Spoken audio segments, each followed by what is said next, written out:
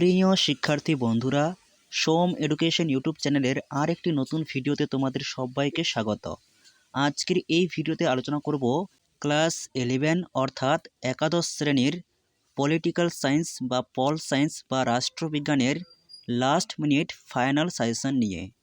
যেহেতু পশ্চিমবঙ্গে একাধিক স্কুল রয়েছে এবং একাদশ শ্রেণীর সেকেন্ড সেমিস্টারের প্রশ্নপত্র স্কুলের স্যারেরাই করবেন, তাই বিভিন্ন স্কুলে বিভিন্ন রকম প্রশ্ন করা হবে।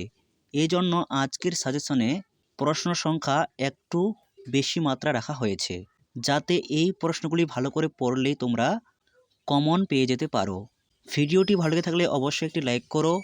এরকমই আরও শিক্ষামূলক আপডেট বা বিভিন্ন বিষয়ের সাজেশনমূলক ভিডিওর আপডেট সবার আগে পেতে চ্যানেলটিকে সাবস্ক্রাইব করে রাখতে একেবারেই ভুলো না।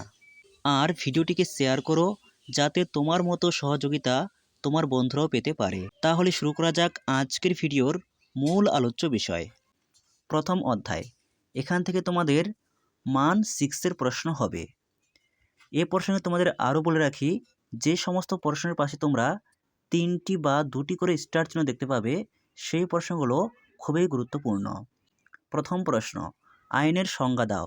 আইনের উৎসগুলি সংক্ষেপে আলোচনা করো। 2. স্বাধীনতার সংজ্ঞা দাও। স্বাধীনতার প্রকারভেদ আলোচনা করো। 3 পূর্বে ক্ষমতা স্বতন্ত্রীকরণ নীতির পক্ষে ও বিপক্ষে যুক্তি দাও। 4 পূর্বে স্বাধীনতার রক্ষা কবচগুলি সম্পর্কে আলোচনা করো। 5. সাম্য ও ন্যায়ের মধ্যে সম্পর্ক আলোচনা করো। 6 পূর্বে ন্যায়, স্বাধীনতা ও সাম্যের পারস্পরিক সম্পর্ক লেখো। এই প্রথম অধ্যায়ের প্রথম 5টি প্রশ্ন খুবই গুরুত্বপূর্ণ। তার পাশাপাশি 6 নম্বর প্রশ্নটি তোমরা রেডি করবে, আর 7 নম্বর প্রশ্নটি না পড়লেও হবে। সাম্যের রূপগুলি অথবা শ্রেণীবিভাগ অথবা প্রকারভেদ উল্লেখ করো। যদি এই প্রশ্নটি স্কুল থেকে বলে তাহলে তোমরা রেডি করবে। এরপর তৃতীয় অধ্যায়, যেখান থেকে তোমাদের মার্ক 6-এর প্রশ্ন হবে, অর্থাৎ যে অধ্যায়গুলি থেকে মার্ক 6-এর প্রশ্ন হবে সেই অধ্যায়গুলি তোমাদের প্রথমে রাখা হয়েছে। প্রথমে পড়বে 1. গণতন্ত্র কাকে বলে? গণতন্ত্রের সুবিধা ও অসুবিধাগুলি ব্যাখ্যা করো। 2. গণতন্ত্র কাকে বলে? গণতন্ত্রের বিভিন্ন রূপগুলি আলোচনা করো। রূপ বলতে প্রকারভেদ বা শ্রেণী বিভাগ। 3 পর্বে গণতন্ত্রের সাফল্যের শর্তগুলি আলোচনা করো। 4. গণতন্ত্রের মূল বৈশিষ্ট্যগুলি সংক্ষেপে আলোচনা করো। আর 5 পর্বে সর্বাত্মকবাদ এবং কর্তৃত্ববাদের মধ্যে পার্থক্য লেখো।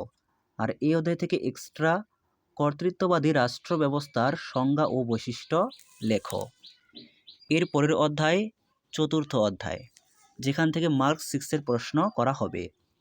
প্রথমে পড়বে 1. গান্ধীজির অহিংস সত্যাগ্রহের ধারণাটি ব্যাখ্যা করো। 2. স্বাধীনতা সম্পর্কে নেতাজির ধারণা ব্যাখ্যা করো। 3. গান্ধীজির রাজনৈতিক দর্শনের মূল সূত্রগুলি আলোচনা করো। 4 পর্বে বিবেকানন্দের সামাজিক রাজনৈতিক সংস্কার সংক্রান্ত চিন্তাভাবনা নিজের ভাষায় লেখো। 5. জাতীয়তাবাদ সম্পর্কে নেতাজি সুভাষচন্দ্র বসুর চিন্তাধারা লেখো। আর এক্সট্রা দেখে রাখবে মৌলানা আবুল কালাম আজাদের শিক্ষা সম্পর্কিত ধারণা ব্যাখ্যা করো। তোমাদের সিলেবাসে মোট 6টি অধ্যায় রয়েছে, যার মধ্যে লেসন 1, লেসন 3 এবং লেসন 4 এই 3টি অধ্যায় থেকে মান 6-এর প্রশ্ন করা হবে। এরপর দেখে নাও মান 4-এর প্রশ্নগুলি। দ্বিতীয় অধ্যায়। প্রথম প্রশ্ন, জাতীয় জনসমাজের উপাদানগুলি আলোচনা করো। বা প্রশ্নটি অন্যভাবেও আসতে পারে, জাতীয় জনসমাজের অভ্যন্তরীণ ও বাহ্যিক বা ভাবগত উপাদানগুলি লেখো। 2. জাতি ও রাষ্ট্রের মধ্যে পার্থক্য লেখো। 3. জাতীয়তাবাদ কাকে বলে? জাতীয়তাবাদের পক্ষে ও বিপক্ষে যুক্তি দাও। 4 পর্বে জাতীয়তাবাদ সম্পর্কে রবীন্দ্রনাথ ঠাকুরের চিন্তাধারা ব্যাখ্যা করো। 5. জাতির আত্মনিয়ন্ত্রণের অধিকার বলতে কী বোঝো? জাতির আত্মনিয়ন্ত্রণের অধিকারের পক্ষে ও বিপক্ষে যুক্তি দাও। এই অধ্যায় থেকে এই প্রশ্নগুলি গুরুত্বপূর্ণ। এরপর পঞ্চম অধ্যায়, মার্ক 4। প্রথম প্রশ্ন, ভারতের সংবিধানে স্বীকৃত সাম্যের অধিকারটি আলোচনা করো। 2. ভারতীয় সংবিধানে স্বীকৃত স্বাধীনতার অধিকারটি আলোচনা করো। 3 পর্বে ভারতের সংবিধানে উল্লেখিত শিক্ষা ও সংস্কৃতির অধিকারটি আলোচনা করো। 4. নির্দেশমূলক নীতি বলতে কি বোঝো? নির্দেশমূলক নীতির গুরুত্ব বা তাৎপর্য ব্যাখ্যা করো। আর 5 পর্বে ভারতের সংবিধানে উল্লেখিত মৌলিক কর্তব্যগুলি লেখো।